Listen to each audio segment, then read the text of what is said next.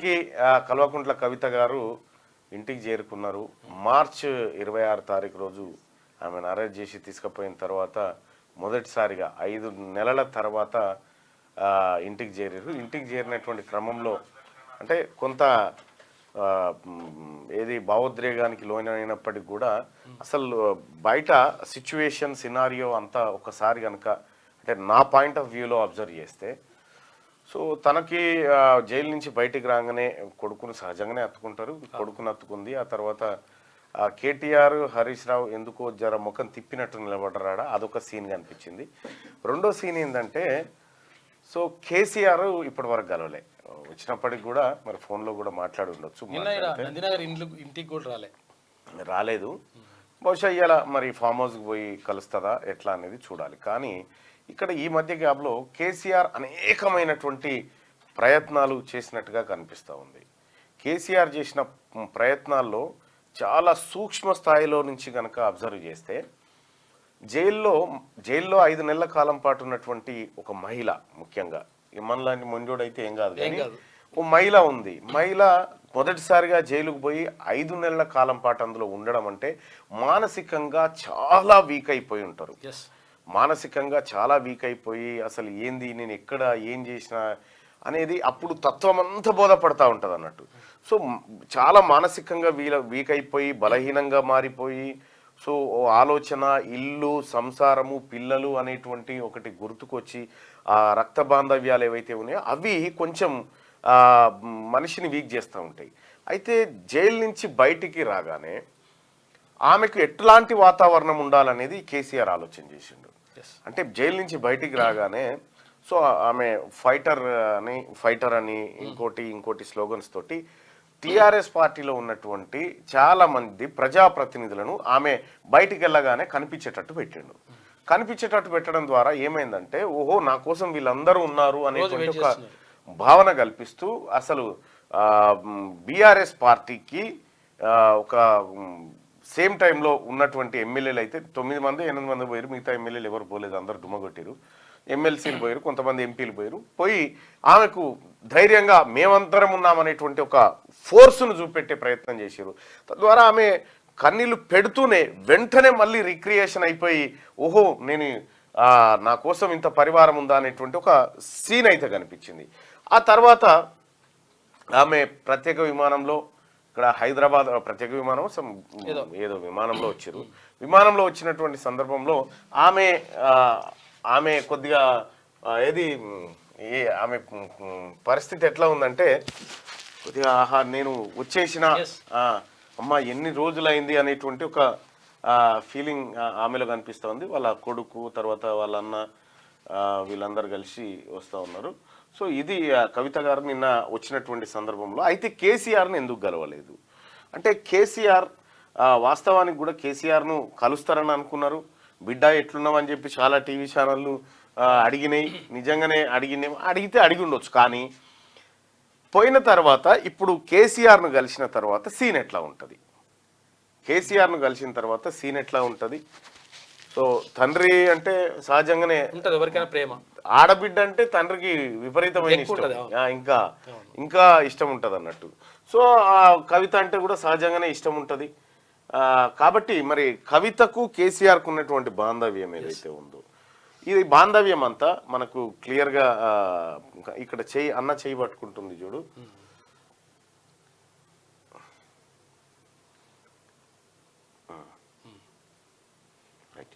Right, ఇవి సూక్ష్మంగా మనం ఆలోచిస్తే దొరికేటువంటి అంశాలు. ఆ క్షణానికి మన మైండ్ని రీడ్ చేయొచ్చు, వాళ్ళ మనసులో ఏమనుకుంటారో చెప్పొచ్చు.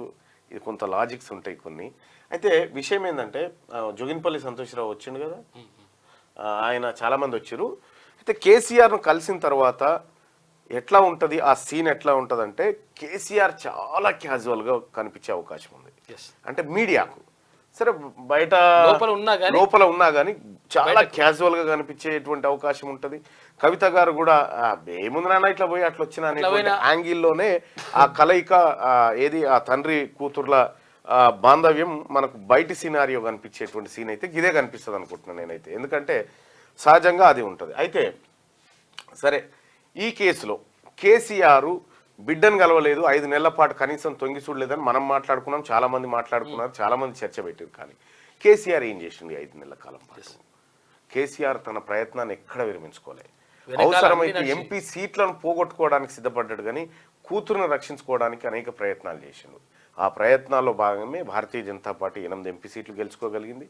బీఆర్ఎస్ పార్టీ గుండు సున్నా పోగా వెళ్ళిపోయింది. అయితే కేసీఆర్, కేటీఆర్, హరీష్ రావు వీళ్ళకు ముందే తెలుసా ఇవాళ బెయిల్ వస్తుందని?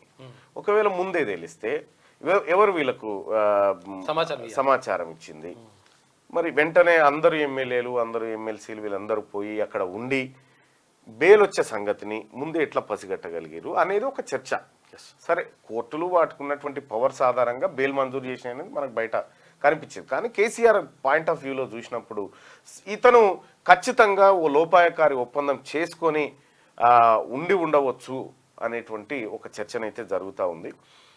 సాధారణంగా భారతీయ జనతా పార్టీ వాళ్ళు పెద్దగా ఈ అంశం మీద పెద్దగా రియాక్ట్ కాలేదు, కానీ కాంగ్రెస్ పార్టీ వాళ్ళు మాత్రం ఇది పక్కా లోపాయకారి ఒప్పందంలో భాగమే అనేటువంటి ఒక మాటను మాత్రం మాట్లాడగలుగుతూ ఉన్నారు. ఏదేమైనప్పటికీ కూడా 5 నెలల తర్వాత కేసీఆర్ మొహం చూడబోతా ఉంది కవిత. సో వాస్తవానికి తను జైల్లో ఉన్నప్పుడు కేసీఆర్ చాలా కుమిలిపోయి ఉంటాడు, చాలా కుమిలిపోయి చాలా ఈ ఇబ్బందులు పడేటువంటి పరిస్థితి ఉంటుంది. ఒంటరిగా ఫామ్ హౌస్లో కూర్చొని ఆలోచిస్తూ కూర్చున్నటువంటి సందర్భాలు, వీడియోలు కూడా మనం ఎన్నో చూసినాం. అంటే అప్పట్లాగా రియాక్ట్ కాకుండా ఎవరన్నా వచ్చి పిలిస్తే అలికిడ్ లాగా చూసినట్టు కేసీఆర్ లో కనిపించింది. అలికిడ్ లాగా ఇట్లా చూసినటువంటి అవి కనిపించింది కేసీఆర్ మొహంలో. సో మొత్తం ఎంటైర్ ఎపిసోడ్లో ఇటు బీజేపీ గెలిచిందా, కాంగ్రెస్ గెలిచిందా, బీఆర్ఎస్ గెలిచిందా? ఈ కవిత ఎపిసోడ్ తర్వాత అత్యంత తీవ్రంగా నష్టపోయింది బీఆర్ఎస్ పార్టీ. మరి ఇప్పుడు కవిత రిలీజ్ అయిన తర్వాత నిన్న ర్యాలీ వ్యవహారం అంతా చూస్తూ ఉంటే బీఆర్ఎస్ పార్టీకి కొత్త జీవసత్వాలు పుట్టినాయి అనేటువంటి ఒక వాతావరణాన్ని అయితే సృష్టించారు. సో మరి ఇప్పుడు కొత్త బీఆర్ఎస్ పార్టీ బలపడ్డదా, బలహీనపడ్డదా, ఏం జడ్డదని పక్కకు పెడితే ఇప్పుడు వాట్ నెక్స్ట్? బీజేపీకి బీఆర్ఎస్ ఏమన్నా హామీ ఇస్తే ఎలాంటి హామీ అయి ఉంటుంది? ఇప్పటికిప్పుడు అసెంబ్లీ ఎన్నికలు లేవు, పార్లమెంట్ లేవు, కాబట్టి పొత్తు ఉండకపోవచ్చు. ఉంటే జిహెచ్ఎంసీ ఎలక్షన్స్ ఉంటాయి. జిహెచ్ఎంసీ ఎలక్షన్స్ ఉంటాయి కాబట్టి జిహెచ్ఎంసీ ఎన్నికల్లో భారతీయ జనతా పార్టీకి మరోసారి బీఆర్ఎస్ సహకరించాలి, లేదంటే పొత్తు పెట్టుకోవాలి. ఇటువంటి కార్యక్రమాలు జరిగేటువంటి అవకాశం ఉంది. సో మొత్తానికైతే అటు రేవంత్ రెడ్డి గారు చెప్పినట్టుగా కేసీఆర్ గవర్నర్గా పోతా ఉన్నాడు, హరీష్ రావు కేంద్ర మంత్రిగా పోతా ఉన్నాడు, తర్వాత ఈయన ఎవరు కేటీ రామారావు జిల్లా బీజేపీ అధ్యక్షుడు కాబోతున్నారని చెప్పినాడు. ఇక్కడ ఎంతవరకు పాసిబిలిటీస్ ఉన్నాయని చూస్తే సో గవర్నర్లు అయితే ఖాళీ లేవు, కేంద్ర మంత్రులు ఇప్పుడు ఉంటే ఉన్నాయో ఖాళీ కూడా చెప్పలేం. కానీ కేటీ రామారావు కేంద్ర మంత్రి కావాలంటే ఎంపీ కావాలి. ఫస్ట్ ఎంపీ కావాలంటే రాజ్యసభ స్థానాలన్నీ భర్తీ అయిపోయినాయి. సో ఏ కోటలు అవుతారు? రాష్ట్రపతి కోట ఏమన్నా ఉందా తెలియదు. అయితే ముఖ్యమంత్రి గారి స్టేట్మెంట్ ఏదైతే ఇటు పోతా ఉన్నాడో అది కొద్దిగా సింక్ కావట్లేదు.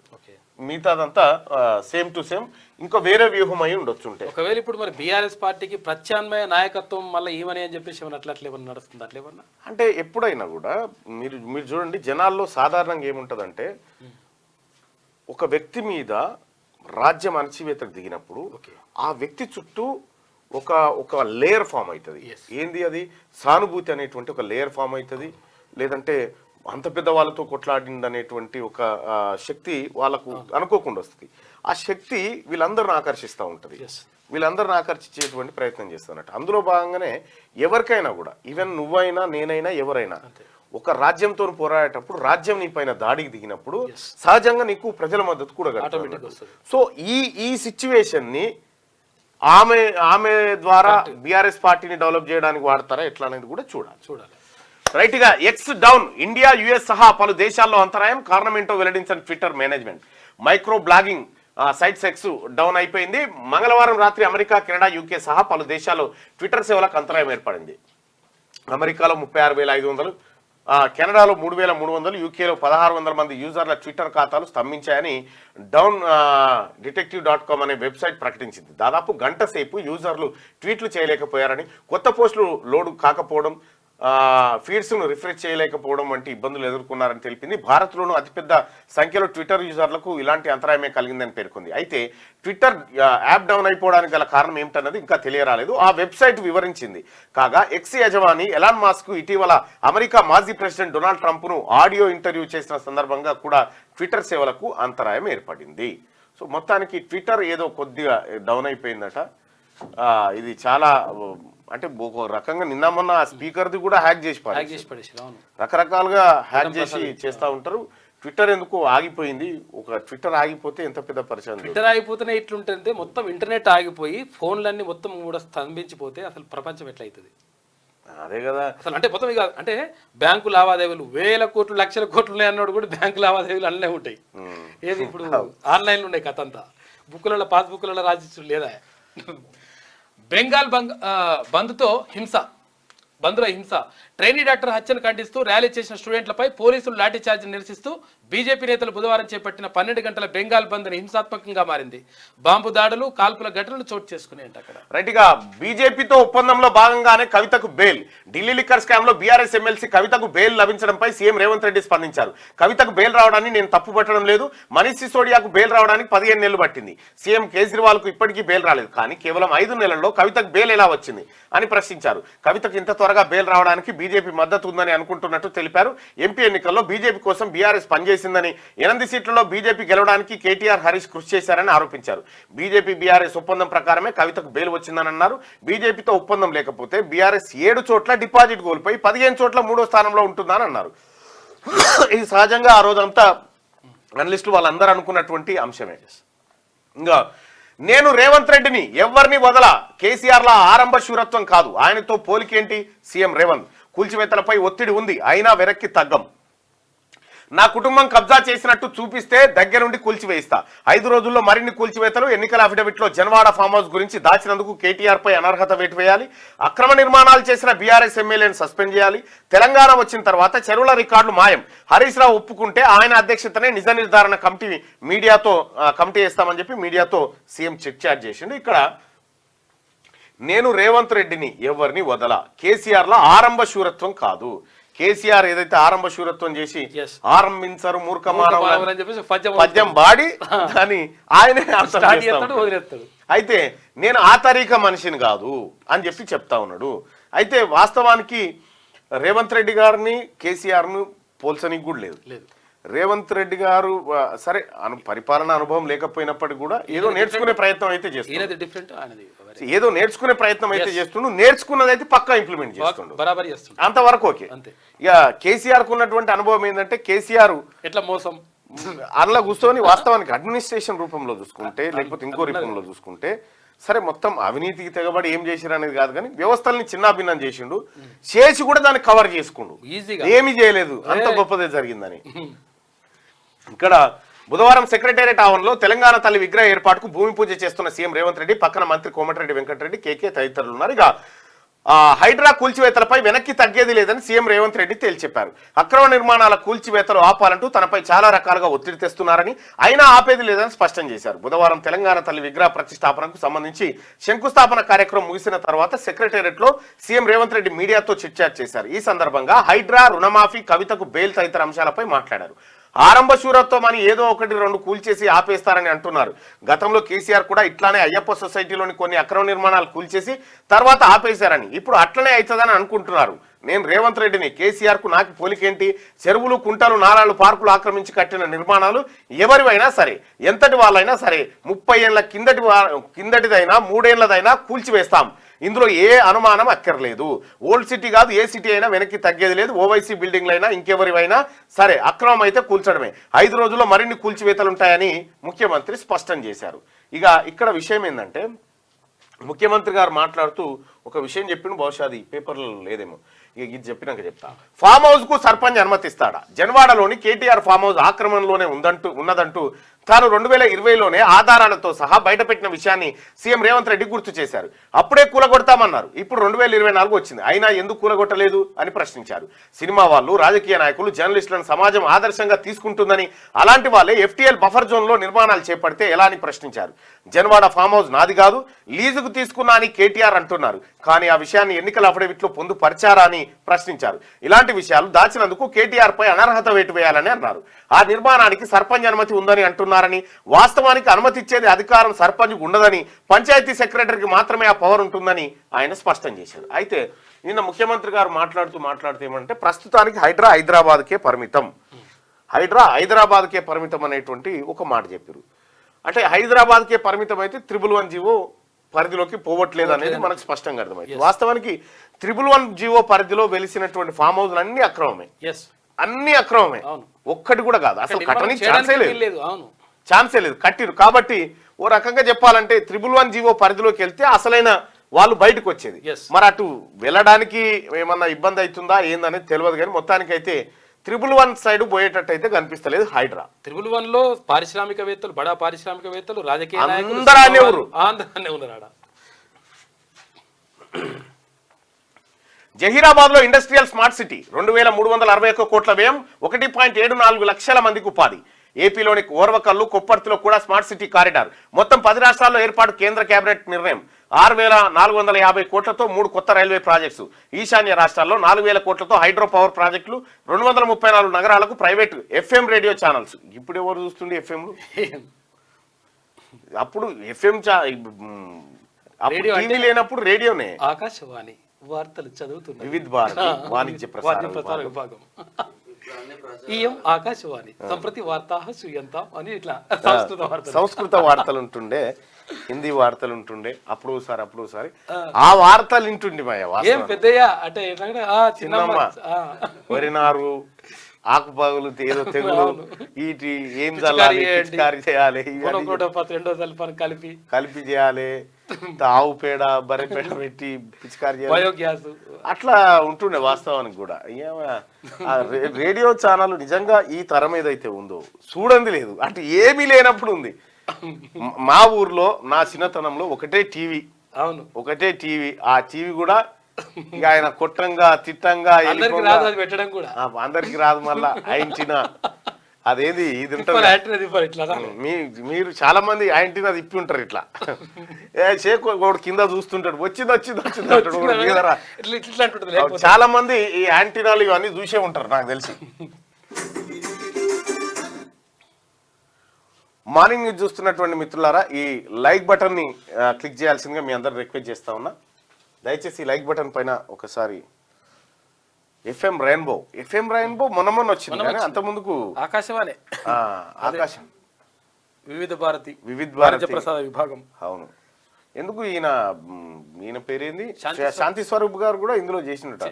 ఆకాశవాణిలో వేసిన తర్వాత మళ్ళీ అందులోకి వెళ్ళిండు, అది DDలోకి వెళ్ళిండు, దూరదర్శన్లోకి వెళ్ళిండు.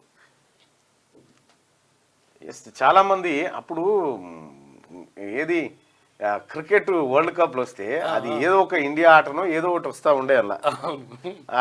ఇక దాన్ని తిప్పి మాకుండే ఆనాడు రేడియో ఉంది సార్. అప్పుడు రేడియో ఉండడం కూడా స్టేటసే మరి. ఆ తర్వాత దానికో పుల్లా ఇట్లా అంటుండే. ఆ తర్వాత సెల్ ఫోన్లలో రేడియో వచ్చింది. రేడియో వచ్చిన తర్వాత మళ్ళీ ఇవన్నీ వచ్చినాయి. వరంగల్ 103.5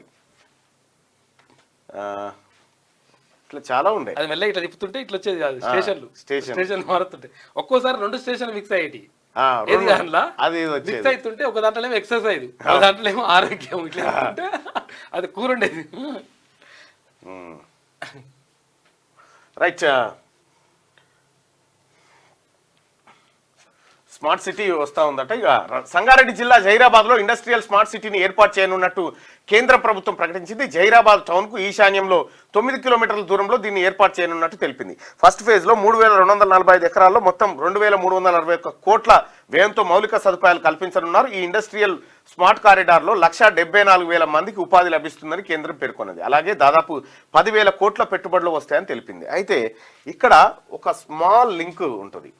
ఈ జహీరాబాదు ఈ ఏది ఆ పట్టణానికి ఈశాన్యం ఈశాన్యం 9 కిలోమీటర్ల దూరంలో స్మార్ట్ సిటీ వస్తుందని చెప్తా ఉన్నారు కదా, మీరు ఒకసారి ఎంక్వైరీ చేయండి. అక్కడ మొత్తం హరీష్ రావు బినామీల భూములే ఉంటాయి. వాస్తవం. అంటే హరీష్ రావు బినామీల భూములే ఉంటాయి. మరి ఆ భూమి 1000 ఎకరాలు కొట్టేసిండు. దీన్ని మొత్తం సస్యశ్యామలం చేస్తే అట్టిట్లని కూడా డైలాగ్. అయితే ఇప్పుడు అక్కడ సిటీ వస్తా ఉంది అంటే కొద్దిగా ఇది అనుమానించదగ్గ అంశం. ఇక వర్సిటీల వారీగా పోస్టుల భర్తీ, యూనివర్సిటీల్లో టీచింగ్ నాన్ టీచింగ్ పోస్టుల భర్తీకి సర్కార్ సిద్ధమవుతోంది. అయితే కామన్ రిక్రూట్మెంట్ ఆలోచనలు పక్కన పెట్టి వర్సిటీల వారీగానే నియామకాలు చేపట్టాలని ప్రభుత్వం భావిస్తుంది. ఎట్లా చేపడతారు? అయితే విషయం ఏంటంటే అన్ని యూనివర్సిటీలకు ఒకటే కామన్ రిక్రూట్మెంట్ కాకుండా ఏ యూనివర్సిటీకి ఆ యూనివర్సిటీ అట్లా బెటరేనా? అట్లా బెస్టే. ఇక ఎస్బీఐ చైర్మన్ గా పగ్గాలు చేపట్టిన గద్వాల్ బిడ్డ, గద్వాల్కు చెందిన చల్లా శ్రీనివాసులు శెట్టి ఎస్బీఐ చైర్మన్ గా బాధ్యతలు చేపట్టారు. ఇప్పటి వరకు ఎస్బీఐలో సీనియర్ మేనేజింగ్ డైరెక్టర్ గా పనిచేసిన శ్రీనివాసులు గతంలో ప్రభుత్వం ఏర్పాటు చేసిన వివిధ కమిటీల్లో మెంబర్ గా పనిచేసిండట. ఎస్బీఐ చైర్మన్ గా గ్రేట్ అసలు గద్వాల బిడ్డ ఆయన శెట్టి అంటే. ఇక తిరుమల తరహాలో వేములవాడలో నిత్యాన్నదానం సత్రం నిర్మాణానికి దాతలు సహకరించాలని మంత్రి పొన్నం ప్రభాకర్ పిలుపు. వేములవాడలో నిత్యాన్నదాన సత్రాన్ని ఏర్పాటు చేస్తారట తిరుమల తరీకాలోనే. మంచిగా ఉంటుంది. ఏక్ ఫస్లా పట్టాలతోనే చెరువుల కేసులు, ఆ భూముల్లో వ్యవసాయం చేయొచ్చు, నిర్మాణాలు నిషేధం. అయినా 31,000 ఎకరాల శిఖం భూములకు అసలు పట్టాలు. 2017లో భూ రికార్డుల ప్రక్షాళన సమయంలో అక్రమాలు. పర్మనెంట్ పట్టాలుగా మార్చిన అధికారులు ధరన్లోకి కూడా ఎక్కడంతో యథేచ్ఛగా అమ్మకాలు కొనుగోలు. అయితే ఇది దీని ఈ ఏక్ ఫస్లా అంటే ఒకటే పంట పండుతుంది. ఒక పంట పండుతుంది, ఇంకొక పంట చెరువు నిండుతుంది అన్నట్టు. వానకాలంలో ఏనికి ఉండదు, అలా వేయడానికి లేదు. వానకాలం ఒకటే పంట పండించుకోవాలి, ఏక్ ఫస్లా అంటారు. అయితే ఆ ఏక్ ఫస్లాకి సంబంధించి మెల్లగా ఏం చేసిరు, దాన్ని రికార్డులలో మాయం చేసి చెరువులు కథం చేసి దో ఫస్లా అయింది, మొత్తం గైబే అయిపోయింది. కేసీఆర్ పుణ్యాత్ముడు. ఏక్ ఫస్లా పంట. యాసంగిలో చెరువులు కుంటల్లో నీరు తగ్గిన తర్వాత శిఖం భూములో ఒక పంట పండించుకునేందుకు గతంలో ఇచ్చిన ఏక్ ఫస్లా పట్టాలను అక్రమార్కులు తమకు అనుకూలంగా మార్చుకున్నారు. వీరికి కొందరు రెవెన్యూ, ఇరిగేషన్, టౌన్ ప్లానింగ్ ఆఫీసర్లు సహకరించడంతో ఏక్ ఫస్లాను అసలు పట్టాలుగా చూపుతూ శిఖం భూమిలో యథేచ్ఛగా నిర్మాణాలు చేపడుతున్నారు. మరికొందరు శిఖం పక్కనే ఉన్న పట్టా భూములు కొనుగోలు చేసి పట్టా భూమిలో శిఖాన్ని కలిపేసి లేక్ వ్యూ వెంచర్ అంటూ ప్లాంటింగ్ చేస్తున్నారు. దీంతో చెరువులు కుచించుకుపోతున్నాయి. శిఖం భూమి ఏదో పట్టా భూమి ఏదో తెలియని జనం కొనుగోలు చేసి మోసపోతున్నారు. ఇలాంటి ప్లాట్లలో ఎట్టి పరిస్థితుల్లో ఇళ్ల నిర్మాణాలు చేపట్టకుండా ఉమ్మడి ఏపీలోనే ప్రభుత్వం కఠినమైనవి నిబంధనలు రూపొందించినప్పటికీ ఆఫీసర్ల కక్కుర్తి కారణంగా ఈ రూల్స్ అమలు కావడం లేదు. కఠినంగా నిబంధనలు. రాష్ట్ర వ్యాప్తంగా 43,412 చెరువులు కుంటలు ఉండగా వీటి కింద 21 లక్షల ఎకరాలు సాగవుతోంది. అయితే ఈ చెరువులు కుంటలు నాలాలు ఇతర నీటి వనరుల వెంట బిల్డింగ్స్ నిర్మాణం విషయంలో ఉమ్మడి ఏపీలోనే ది ఆంధ్రప్రదేశ్ బిల్డింగ్స్ రూల్స్ 2012 రూపొందించారు. ఈ నిబంధనలనే తెలంగాణ వచ్చాక ది తెలంగాణ బిల్డింగ్ రూల్స్ 2012గా అడాప్ట్ చేసుకున్నారు. ఈ ఏక్ ఫస్లా పట్టాలతోటి వచ్చింది పంచాయతీ. ఇగో ఇక్కడ వాస్తవానికి చెరువు నిండితే నీళ్ళు వస్తాయి. ఇప్పుడు చెరువు ఎండిపోయిన తర్వాత ఎండాకాలంలో పంట పండించుకోవడానికి ఏక్ ఫస్లా పట్టాలు ఇచ్చేది. ఇక దాన్ని రియల్ ఫస్లా మోటార్ పెట్టుకుని ఏది పెట్టుకుని ఇక్కడ పంట పండించుకోవచ్చు. ఆనకాలం అయితే ఏమైతుందంటే చెరువు నిండితే ఇదంతా నీళ్ళు వస్తాయి అన్నట్టు, పండించుకోవద్దు. అయితే ఇక్కడ ఏమైతే పట్టా భూమి అనే ఉంటుంది. అందులో పట్టా భూమి అని ఉండేసరికి ఏమైతుందంటే ఏక్ ఫస్లా బీక్ ఫస్లా వీళ్ళకి తెలియదు, బయట తెలియకపోతే ఏమైతే దీన్ని వెంచర్ అన్ని కొట్టేసి డైరెక్ట్ అమ్మేస్తున్నారు. ఆక్రమణదారులకు ముందు నోటీసులు ఇవ్వండి, ఆధారాలు పరిశీలించాకే చర్యలు తీసుకోండి. హైడ్రా, జీహెచ్ఎంసీకి హైకోర్టు ఆదేశాలు. చట్ట ప్రకారమే చర్యలు ఉండాలి. మర్రి, మారుతి, గాయత్రి విద్యా సంస్థల పిటిషన్లపై విచారణ. ఫస్ట్ ఈ విద్యా సంస్థలను రద్దు చేయాలి. ఎవడు కట్టమన్నాడు? పల్లా రాజేశ్వర రెడ్డిది కూలుస్తారా లేదా అని అడుగుతా ఉన్నారు జనం. మల్లారెడ్డిది కూలుస్తారా లేదా అని అడుగుతా ఉన్నారు. అటు ఓవైసీది కూలుస్తారా లేదా అని అడుగుతా ఉన్నారు. ఇటు 111 జీవో పరిధిలో ఉన్నటువంటి అనేక మంది బడాబాబులు లీడర్లు ఎవరైతే ఉన్నారో వాళ్ళకి కూలుస్తారా లేదా అని అడుగుతున్నారు జనం. పెద్దోళ్ళకోటి పేదోళ్ళకోటి ఉంటుందా? ఇప్పుడు విషయం ఏంటంటే మనం ఎంత గంభీరంతో ముఖ్యమంత్రి గారు నేను రేవంత్ రెడ్డిని వదలను అని చెప్పినప్పటికీ కూడా పనితనం మాత్రమే అంచనా వేసుకునే పరిస్థితిలో ఉంది జనం. దేశ వ్యతిరేక పోస్టులు పెడితే జీవిత ఖైదు. సోషల్ మీడియా పాలసీకి యూపీ కేబినెట్ ఆమోదం. ప్రభుత్వ స్కీమ్ ను ప్రచారం చేస్తే భారీగా పేమెంట్స్. ప్రతి నెల 3 లక్షల నుంచి 8 లక్షలు పొందే ఛాన్స్. అశ్లీల పరువుకు భంగం కలిగించే కంటెంట్ పెడితే క్రిమినల్ కేసులు పెడతారట.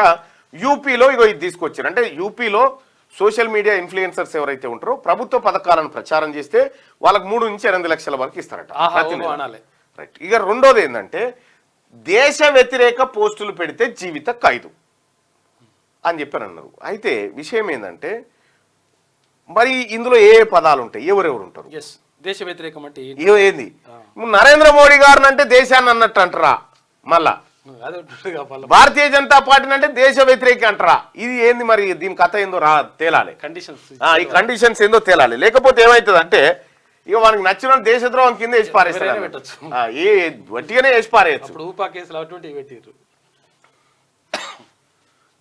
రైట్ గా జన్వాడ ఫామ్ హౌస్ వద్ద అధికారుల సర్వే, ఫిరంగినాల హద్దులు సర్వే నెంబర్లను పరిశీలించిన అధికారులు. రంగారెడ్డి జిల్లా శంకర్పల్లి మండలం జన్వాడలో కేటీఆర్ కు సంబంధించిన ఫామ్ హౌస్ దగ్గర బుధవారం రెవెన్యూ ఇరిగేషన్ అధికారులు సంయుక్తంగా సర్వే చేశారు. పోలీస్ సిబ్బంది భద్రతా మధ్య డిప్యూటీ ఇన్స్పెక్టర్ రత్నాకర్ రావు, మండల రెవెన్యూ ఇన్స్పెక్టర్ తేజ, మండల సర్వేయర్ సాయి తేజ ఆధ్వర్యంలో నక్ష డీజీపీఎస్ యంత్రాలతో సర్వే నిర్వహించారట. నక్ష డీజీపీఎస్ యంత్రాలతోటి పక్కా 13 గుంటల భూమి జన్వాడ ఫామ్ హౌస్ లో ఉందట.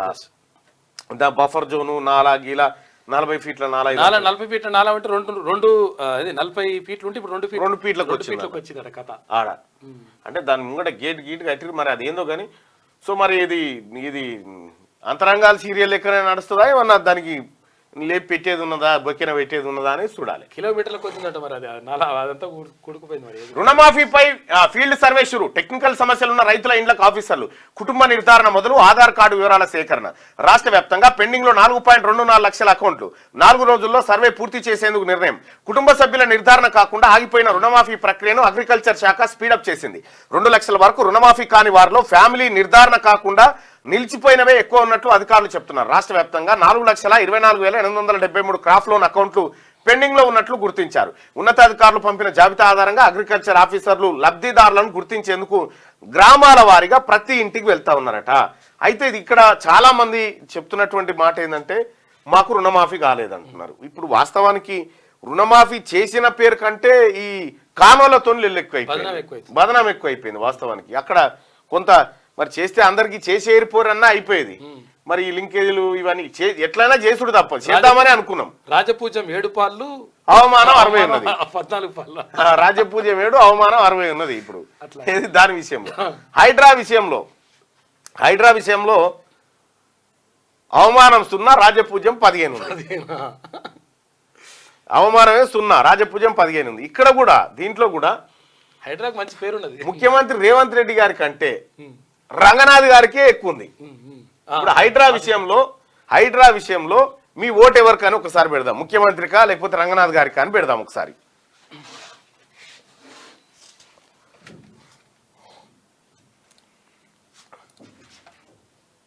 హైడ్రా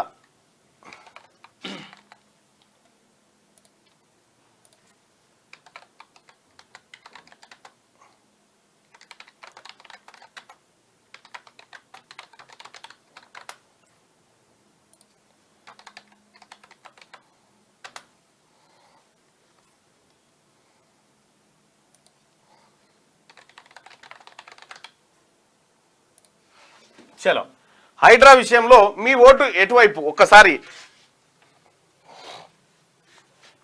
హైడ్రా విషయంలో మీ ఓటు ఎవరికి? ఇటు రంగనాథ్ గారికా లేకపోతే రేవంత్ రెడ్డి గారికా?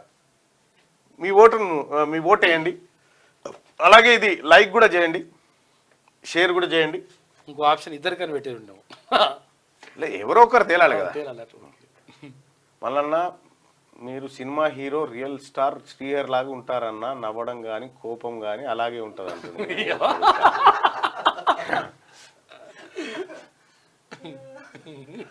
ఆయనకు అట్లా అనిపిస్తుంది. అవునా?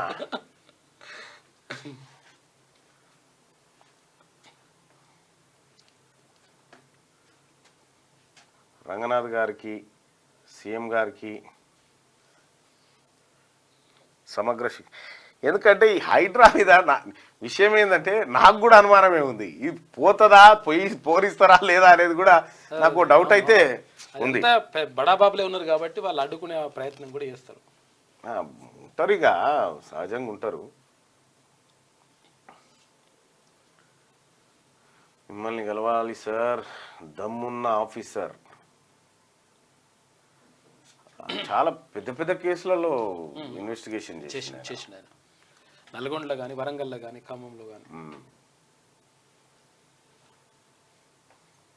రైట్, ఓటింగ్ లో పాల్గొనండి. కాసేపట్లో రిజల్ట్ చూద్దాం. అలాగే ఇదే కదా అదే రైట్. ఇక కుటుంబ సభ్యుల ఏది ఫీల్డ్ ఆఫీసర్లు వస్తారట. రైతు సోదరులారా, మీరు ఎవరు కంగారు పడాల్సినటువంటి పని లేదు. చేస్తారు.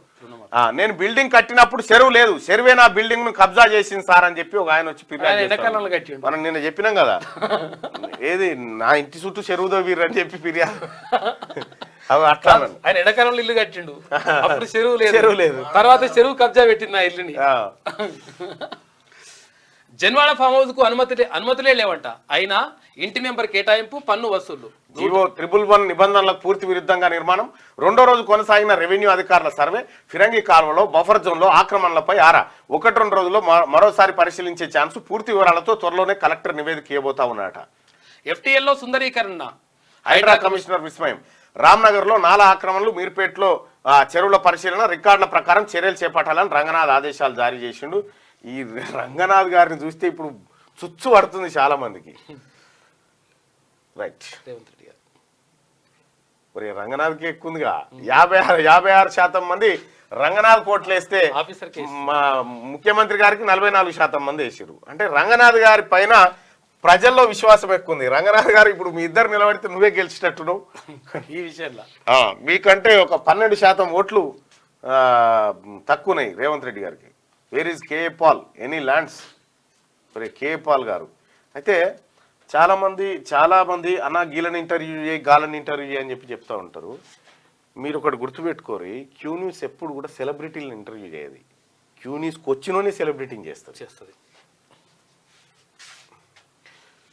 రైట్గా కొందరినే టార్గెట్ చేయొద్దు, అందరినీ ఒకే విధంగా చూడాలి. అధికారుల అక్రమ నిర్మాణాల నుంచి కూల్చివేతలు మొదలు పెట్టండి. 1,00,000 అక్రమ నిర్మాణాలు ఉన్నాయి, అన్నింటికీ నోటీసులు ఇస్తారా? హైకోర్టు. ఎమ్మెల్యే మరియు విద్యా సంస్థల భూమి పత్రాలను పరిశీలించండి, వారి వాదనలు వినండి. 7 రోజుల్లో కూలుస్తామన్న నోటీసులపై ఎడ్యుకేషనల్ సొసైటీల పిటిషన్ల మీద హైకోర్టు ఆదేశం జారీ చేసింది. కానీ ఆపమని అయితే చెప్పలేదు. ఆపమని అయితే చెప్పలేదు. వినండి, చూడండి అన్నది. రైట్గా కూల్చివేతలపై తగ్గేదేలే, ఎన్ని ఒత్తిళ్లు వచ్చినా హైడ్రా ఆగదు. తొలుత చెరువుల్లోని నిర్మాణాలను కూల్చడమే లక్ష్యం, తర్వాత బఫర్ జోన్లు, నాలాలు, పార్కులపై దృష్టి. నా కుటుంబ సభ్యులకు ఆక్రమణలు ఉన్నాయని ఎవరైనా ఆధారాలు చూపిస్తే వాటిని కూల్చివేస్తాం. ప్రస్తుతానికి హైడ్రా విధానం హైదరాబాద్కే పరిమితం. హైడ్రా చర్యలకు పార్టీలో చేరికలకు సంబంధం లేదు. ఆ ప్రభుత్వం విధానాలు నచ్చి ఎవరైనా వస్తే చేర్చుకుంటాం. నేను రేవంత్ రెడ్డిని, నాకు కేసీఆర్తో పోలికేంటి? కన్న కొడుకు కేటీఆర్నే కేసీఆర్ నమ్మడం లేదు. బీఆర్ఎస్ బీజేపీ ఒప్పందం మేరకే కవితకు బెయిల్. 5 నెలల్లోనే 18,000 కోట్ల రుణమాఫీ చేశాం. గత ప్రభుత్వం 5 ఏళ్లలో 13,000 కోట్లే మాఫీ చేసింది. ఈ విలేకరులతో ఇష్టాగోష్ఠిలో సీఎం రేవంత్ రెడ్డి. అంగరంగ వైభవంగా ఇక డిసెంబర్ 9న లక్షలాది మంది సమక్షంలో తెలంగాణ తల్లి విగ్రహావిష్కరణ. మిలియన్ మార్చ్ తరహాలో కార్యక్రమం. దసరా వరకు మంచి రోజులు లేనందునే హడావిడిగా భూమి పూజ చేసిందట నిన్న సీఎం చెప్తా ఉన్నారు. ఇక సచివాలయంలో విగ్రహ ఏర్పాటుకు రేవంత్ రెడ్డి భూమి పూజ. 4th సిటీకి అనువుగానే RRR దక్షిణ భాగం అలైన్మెంట్ పరిశ్రమల్లో పనిచేసే వారికి విద్యా, వైద్యం, ఇతర వసతులు ఆ మేరకు మార్పులు. తొలుత రేడియల్ రోడ్ల భూసేకరణ. డ్రై పోర్ట్ కోసం మచిలీపట్నం, కాకినాడ రేవులతో అనుసంధానంపై అధ్యయనం. సమీక్షలో ముఖ్యమంత్రి రేవంత్ రెడ్డి. సీఎం సోదరుడి ఇంటికి నోటీసులు. దుర్గం చెరువు FTL లో తిరుపతి రెడ్డి ఇల్లు ఆఫీసు 30 రోజుల్లో తొలగించాలంటూ నెక్టార్స్ డాక్టర్స్ కాలనీలు కావూరు హిల్స్ వాసులకు జారీ చేసినట. సీఎం సొంత అన్న సీఎం తిరుపతి రెడ్డి గారు సీఎం అన్న ఇల్లే FTL లో ఉందట. దానికి నోటీసులు ఇచ్చారట. మరి అది కూలుస్తారా, ఏం చేస్తారా అనేది చూడాల్సినటువంటి అంశం. దుర్గం చెరువు దగ్గర ఉందట. స్మార్ట్ జహీరాబాద్. త్వరలో దేశవ్యాప్తంగా 10 రాష్ట్రాల్లో 12 పారిశ్రామిక స్మార్ట్ సిటీల అభివృద్ధి. తెలంగాణలో జహీరాబాద్, ఏపీలో ఓరవకాలు, కొప్పర్తి ఎంపిక. 28,602 కోట్ల అంచనా వ్యయం. 1.52 లక్షల కోట్ల పెట్టుబడులే లక్ష్యం. 10 లక్షల మందికి ప్రత్యక్షంగా, 30 లక్షల మందికి పరోక్షంగా ఉపాధి లభించబోతుంది. కేంద్ర కేబినెట్ నిర్ణయాలు చేసిందట. ఇక జహీరాబాద్ వాసుల హర్షం. 3,245 ఎకరాల్లో స్మార్ట్ సిటీ నిర్మాణం. 2,361 కోట్ల అంచనా వ్యయం. 1.74 లక్షల మందికి ఉపాధి లభించబోతా ఉంది. ఇక పోలవరానికి 12,127 కోట్లు కేంద్ర కేబినెట్ ఆమోదం. పోలవరం ఎట్లా? ఎందుకంటే ప్రభుత్వము చంద్రబాబు, నితీష్ కుమార్ మీద ఆధారపడ్డది కాబట్టి అక్కడ ప్రభుత్వమే లేదు, మళ్ళా కొలిషన్ గవర్నమెంట్ కాబట్టి వాళ్ళని ఎంతసేపు వాళ్ళకు ఇప్పుడు చంద్రబాబు నాయుడు గారికి కానీ లేకపోతే నితీష్ గారి కానీ సరిది అయిందంటే ఎట్లయిందట, ఏమైందట అసలు నువ్వేం దుమ్మాకు నేను దుమ్తతి నీ వంతుకు అనేటువంటి పరిస్థితిలో కేంద్ర ప్రభుత్వం ఉంది. పోలవరం ఒకటి కదా 3 ప్రాజెక్టులోకి వాస్తవానికి బహుజన్ సమాజ్ పార్టీ బిఎస్పీ గనక ఇండియా కూటమిలో ఉంటే బీజేపీ ప్రభుత్వం రాకపోయేది. ఎందుకంటే ఉత్తరప్రదేశ్లో చాలా చోట్ల 20,000 మెజార్టీతోని బీజేపీ ఎంపీలు గెలిచారు. అక్కడ బిఎస్పీ ఇక్కడ ఎక్కువ ఓట్లు సంపాదించింది. ఆ ఓట్లు కనుక ఇటు ఇండియా కూటమి వైపు ఉంటే కలిసిపోతే ఆటోమేటిక్గా ఖతం అయిపోయేది. 82 స్థానాలు. ఈసారి అదేం మిస్ కాదు.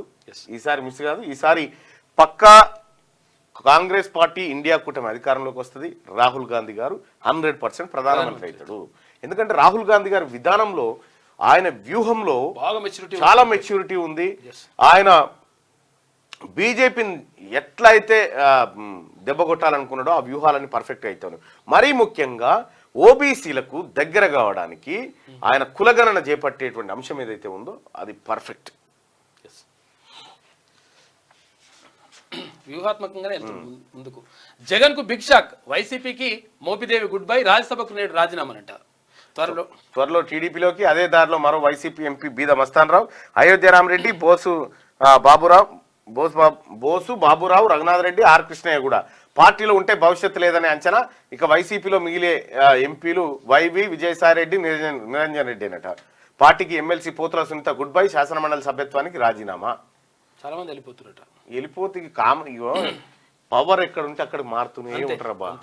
పవర్ కావాలి వాళ్ళకి. బెల్లం ఉన్న దగ్గరికి ఈగలు అన్నట్టు పవర్ కావాలి వాళ్ళకు. రేపు ఇప్పుడు చంద్రబాబు ప్రభుత్వం పోయి మళ్ళీ జగన్ వచ్చింది అనుకుందాం, మళ్ళీ అటు వెళ్ళిపోతాం. అంతే. ఇప్పుడు జనాలే పిచ్చోళ్ళు అన్నట్టు. ఇప్పుడు ఒక అభ్యర్థికి ఇప్పుడు నీకు ఓటు వేసిరన్నా, నీకు ఓటు అనేది నీకు ఎన్ని రకాలుగా వేస్తారు. సపోజ్ నీకు కాంగ్రెస్ పార్టీ టికెట్ ఇచ్చింది అనుకుందాం. టికెట్ ఇస్తే నువ్వు నిలబడ్డావు. నీ వ్యక్తిత్వానికి కొన్ని ఓట్లు పడతాయి, నీ పార్టీని చూసి సింబల్ చూసి కొన్ని ఓట్లు పడతాయి, పార్టీ సిద్ధాంతాలు మేనిఫెస్టో చూసి ఓట్లు పడతాయి, స్థానికత, కులం, మన్ను, మషడం అన్ని యాంగిల్స్ వస్తాయి. అయితే ఇందులో పార్టీ పాత్ర ఉంది కదా. మరి నేను పార్టీ నచ్చి నువ్వు ఆ పార్టీ అభ్యర్థి అని నీకు ఓటేసిన, ఓటేస్తే నువ్వు పోయి ఇంకో పార్టీలో చేరితే మరి నా ఓటు నేను వాపస్ తీసుకోవాలి కదా. అందుకే రైట్ టు రీకాల్ ఉండాలని చెప్తా ఉన్నా. రైట్. ఇక కంచె చేను మేస్తే సైబర్ నేరగాళ్లకు బ్యాంకు మేనేజర్ సాయమట. 2 నెలల్లో 6 ఖాతాల నుంచి 175 కోట్ల మేర లావాదేవీలు. ఎస్బీఐ మేనేజర్ మరో నిందితుడు అరెస్టు. ఆహా, ఏం భలే మోపేస్తున్నాడు. సైబర్ నేరగాళ్లకు సహకరించిన భారతీయ స్టేట్ బ్యాంక్ మేనేజర్ ను సైబర్ సెక్యూరిటీ బ్యూరో పోలీసులు అరెస్ట్ చేశారు. బ్యాంక్ మేనేజర్ స్థాయి అధికారి సైబర్ నేరాల్లో అరెస్ట్ అవడం రాష్ట్రంలో ఇదే మొదటిసారి. సైబర్ కేటగాళ్లు దేశవ్యాప్తంగా నమోదైన 600 కేసుల్లో 175 కోట్లను లూటీ చేయగా 6 బ్యాంకు ఖాతాల ద్వారా లావాదేవీలు జరిగినట్టు పోలీసులు ఇదివరకే గుర్తించారు. గత శనివారం 2 అరెస్ట్ చేశారు. తదుపరి దర్యాప్తులో తీగలాగితే హైదరాబాద్ శంషీర్గంజ్ ఎస్బీఐ మేనేజర్ దొరికిందట. ఏం 175 కోట్లు. చిత్రహింసలు పెట్టారు ముంబై నటి కాదంబరి. ఆమె తల్లి ఆశ ఆవేదన, కుటుంబ సభ్యులతో మాట్లాడిన ఏపీ అధికారులు. కన్నీటి పర్యాంతమైతూ వివరాల వెల్లడి. చంద్రబాబుని అరెస్టు చేశాను, మీరెంత అని బెదిరించారు ఆశా జత్వాని. కుక్కల విద్యాసాగర్ అసభ్య చిత్రాలతో వేధించారు కాదంబరి. అక్రమ అరెస్టులతో నాటి ఐపీఎస్ల పాత్రపై ఆరా తీస్తున్న ఉన్నతాధికారులు. ఒక నటిని వైసీపీ ప్రభుత్వం వేధించిందట. చంద్రబాబుని అరెస్ట్ చేశాం, ఇక మీరెంత మాతో పెట్టుకుంటే అంతే. ముంబై నటిని వైసీపీ పోలీసులు బెదిరించిన తీరిది. ఆమె పేరు కాదంబరి జత్వాని. నటి మాత్రమే కాదు, వైద్యురాలు కూడా. వైసీపీ నేత కుక్కల విద్యాసాగర్ పెట్టిన తప్పుడు కేసులో ఆమెను, ఆమె తల్లిదండ్రులను అరెస్టు చేయించి నరకం చూపించారు. దీనిపై ఆంధ్రజ్యోతి ప్రచురించిన వరుస కథనాలు తెలుగు రాష్ట్రాల్లో సంచలనం సృష్టించాయి. దీంతో పోలీసు ఉన్నతాధికారులు రంగంలోకి దిగారు. అప్పుడు ఏం జరిగింది, అందులో కుక్కల విద్యాసాగర్ పాత్ర ఏమిటి, ఎవరి ఆదేశాల మేరకు అప్పటి పోలీస్ కమిషనర్ కాంతి రాణా తాత డీసీపీ విశాల్ గున్ని అత్యుత్సాహం ప్రదర్శించారు వంటి అంశాలపై ఆరా తీస్తున్నారు. ఈ క్రమంలో నేరుగా ముంబై నటి కాదంబరితో పాటు ఆమె కుటుంబ సభ్యులతో కూడా మాట్లాడినట్టు తెలిసింది. విశ్వసనీయ సమాచారం ప్రకారం అంతర్జాతీయ స్మగ్లర్లు, ఉగ్రవాదుల తరహాలో తమను ఏపీ పోలీసులు అరెస్టు చేసి విమానంలో తీసుకొచ్చారని జత్వాని కుటుంబ సభ్యులు వాపోయారు. విశాల్ గున్ని నేతృత్వంలో జత్వాన్ని, ఆమె తల్లిదండ్రులను ఈ ఏడాది ఫిబ్రవరి 3వ తేదీన విజయవాడకు తీసుకొచ్చారు. 3 రోజుల పాటు వారిని ఇబ్రహీంపట్నంలోని వీటీపీఎస్ గెస్ట్ హౌస్ లో ఉంచారు. తీవ్రంగా హింసించారు. ఫిబ్రవరి 6వ తేదీన కాదంబరిని రిమాండ్కు పంపించారు. ఏపీలో ఎంత పెద్దవారైనా వైసీపీ నేతలతో పెట్టుకుంటే జైలుకు వెళ్లాల్సిందే. మాజీ ముఖ్యమంత్రి చంద్రబాబు నాయుడు పరిస్థితి చూశారని ఆమె తల్లి ఆశా జత్వానిని హెచ్చరించారు. రాజీ పడాలని, భవిష్యత్తులో ఇటువైపు చూడొద్దని చెప్పారట. ఈ కాదంబరి ఏంది, ఈ అంశం ఏంది, ఇవాళ ఒక స్పెషల్ స్టోరీ అందించాం. ముంబై నటి భారీగా పెరిగిన విద్యార్థుల ఆత్మహత్యలు, జనాభా పెరుగుదల రేటును దాటేసిన వైనం మహారాష్ట్ర. ఇది ఏం దాకా వచ్చిందో రేటింగ్. హైడ్రా విషయంలో మీ ఓటు ఎవరికంటే రంగనాథ్ గారికి అని చెప్పి రంగనాథ్ గారి కి మద్దతు పెరుగుతూ ఉంది. దయచేసి మార్నింగ్ న్యూస్ చూస్తున్నటువంటి మిత్రులారా లైక్ చేయండి, అలాగే షేర్ చేయండి. జివో 46 విషయంలో పాపం వాళ్ళ బాధ వర్ణాతీతం. వాళ్ళు సరే మనని కొద్దిగా ఇబ్బంది పెట్టేటట్టు చేసినప్పటికి కూడా వాళ్ళు మంచిగా ఉండాలని కోరుకుంటాం, అందరూ మంచిగా ఉండాలని కోరుకుంటాం. సరే. భారీగా పెరిగిన విద్యార్థుల ఆత్మహత్యలు, జనాభా పెరుగుదల రేటును దాటేసిన వైనం మహారాష్ట్ర, మధ్యప్రదేశ్, తమిళనాడులో అత్యధికం. యువకుల్లో కంటే యువతుల్లోనే ఎక్కువనంట. మానసిక ఒత్తిడి తదితర కారణాలు కౌన్సిలింగ్ తో నివారణ జరుగుతుంది. అంటే భారీగా పెరిగిన విద్యార్థుల ఆత్మహత్యలు పెరుగుతాయి, డిప్రెషన్ లోకి వెళ్ళిపోతా ఉన్నారు చాలా. వెళ్ళొద్దు. తర్వాత తల్లిదండ్రులు చాలా గమనించండి, పిల్లల్ని టీనేజ్ పిల్లల్ని ఇంకా జాగ్రత్తగా గమనించండి. ఎందుకంటే వాళ్ళు కొంచెం డిప్రెషన్లు ఉంటే కొంచెం వాళ్ళతో మాట్లాడే ప్రయత్నం చేయండి. వాళ్ళు చేస్తే కొంచెం బయటపడతారు. అంటే వీళ్ళకు ఎందుకు డిప్రెషన్ అవుతున్నారో ఏం కథ అనేది కూడా తెలుసుకునే ప్రయత్నం చేయండి. అమ్మ కాళ్లకు మొక్కి అన్నకు రాఖీ కట్టి బంజారాహిల్స్లోని తన నివాసంలో కవిత భావోద్వేగం. హారతి ఇచ్చి స్వాగతం పలికిన కేటీఆర్ సతీమణి శైలిమ. శంషాబాద్ విమానాశ్రయంలో గులాబీ శ్రేణుల సందడి. నేడు ఎర్రవల్లిలోని ఫామ్ హౌస్ లో తండ్రి కేసీఆర్ తో భేటీ. 5.5 నెలలు అన్యాయంగా జైల్లో నిర్బంధించారు.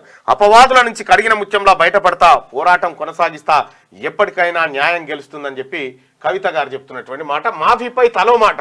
సీఎం మంత్రులు ఎవరికి తోచినట్టు వారు. సోనియా రాహుల్ కూడా బీజేపీతో కుమ్మక్క. అందుకే నేషనల్ హెరాల్డ్ లో బెయిల్ వచ్చిందా అని కేటీఆర్ చేయి అందుకొని ఇంట్లోకి వెళ్తూ కవిత అభివాదం చేసిందట. ఇవాళ కేసీఆర్ తో భేటీ కాబోతా ఉన్నాం. శత్రువుల పీచమనిచే అనుజలాంతర్గామి ఐఎన్ఎస్ హరిగాత్ రెడీ అట. సెప్టెంబర్లో ప్రధాని చేతుల మీదుగా జాతికి అంకితం. ఏర్పాట్ల పరిశీలనకు నేడు విశాఖకు రక్షణ శాఖ మంత్రి రాజ్నాథ్ రాబోతా ఉన్నాడు. ఇది నీళ్ళల్లో కొన్ని కిలోమీటర్ల లోపలికి పోతుంది, లోపలికి జలాంతర్గామి నీళ్ళలో పోతుంది. మరి అందులో ఉండేటోళ్లకు మరి ఈ వాయువు ఎట్లా, ఈ కథ ఎట్లా, మళ్ళీ ఏం తింటారు, నెల రోజుల దాకా బయటికి రాదట. దీని మీద ఒకటి స్పెషల్ స్టోరీ చేయండి, అసలు ఏంది ఎట్లుంటారు అందులో అనేది. నైపుణ్య శిక్షణ 4 ఏళ్లలో 50,000 మందికి ఐసీతో ఒప్పందం. మంత్రి శ్రీధర్ బాబు వెల్లడి. ఇక యోగి సర్కార్ సోషల్ ధమాకా. ప్రభుత్వ పథకాలు ప్రచారం చేసే ఇన్ఫ్లుయెన్సర్లకు పారితోషికం. నెలకు 2 లక్షల నుంచి 8 లక్షల దాకా చెల్లింపు.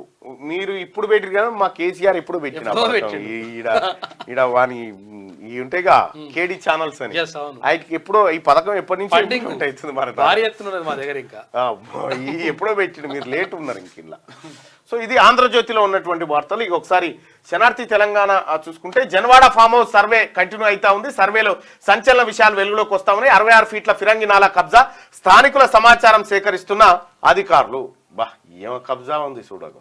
సూపర్. డిఎంకే ఎంపీకి 908 కోట్ల జరిమానా. ఎంపీ ఎస్ జగత్రక్షకన భక్షకన అయింది. ED shock. ఫెమా నిబంధనల ఉల్లంఘనకు భారీ జరిమానా విధించినట. ఇక దోచుకుంటుండు మోడీపై కరిగే ఫైర్. ప్రజల సొమ్మును దోచుకోవడానికి బ్యాంకులే సాధనం. సాధారణ ఖాతాలు, జన్ధన్ ఖాతాలను కలిపి 43,500 కోట్లు కొల్లగొట్టారు. కాంగ్రెస్ పథకానికి పేరు మార్చి కోట్లలో దోపిడీ చేస్తా ఉన్నారట. వామ్మో, అన్ని లక్షల స్టార్ హీరో ఇంట్లోకి అద్దెకు దిగుతున్న శ్రద్ధా కపూర్ అట.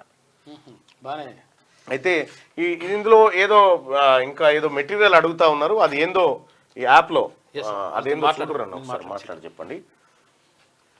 రైట్ గా హైదరాబాద్ కు పరిమితం అవుతుంది. నా ఫ్యామిలీ కట్టిన కూల్చేయిస్తా. చెరువులు, కుంటలు, నారాలే ఫస్ట్ ప్రయారిటీ. హైదరాబాద్ కే పరిమితం అవుతుందంటే దాదాపుగా 111 పోవట్లేదు. మేము 111 జోన్ లో ఉన్నటువంటి వాళ్ళు మరి సేఫ్ జోన్ లో ఉండమని చెప్తా ఉన్నారా ఏందన్నది తెలియదు. హోమ్ లోన్ ప్రాబ్లం లో ఉన్నా మిమ్మల్ని కలవాలి సార్, నాకు ప్రాబ్లం ఉంది. కలుగు, తప్పేముంది బాయ్ సార్, రండి, ఆఫీస్ ఉంటుంది, పొద్దున పూట రండి, ఎవరైనా సార్ పొద్దున అన్న. No promotion constable since last 2000 please talk. కానిస్టేబుల్లకు ఆ తర్వాత వాళ్ళకి సరెండర్స్ రావాల్సి ఉన్నాయి, ఇంకా చాలా రావాల్సి ఉన్నాయి. మరి ప్రభుత్వం కొద్దిగా దృష్టి పెట్టాలి. అలాగే డిఏలు కూడా రావాల్సి ఉన్నాయి, పెండింగ్ డిఏలు కూడా కొంత చేయాలి. రైట్.